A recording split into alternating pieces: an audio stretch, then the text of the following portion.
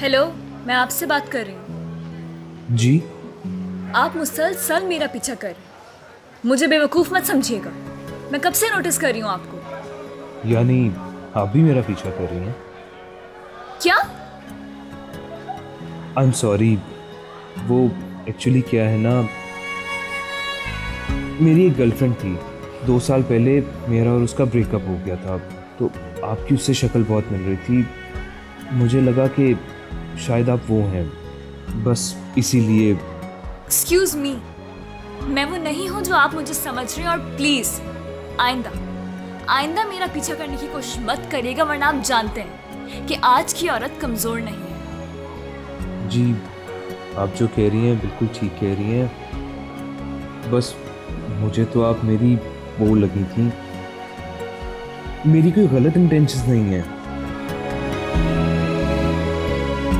Sorry.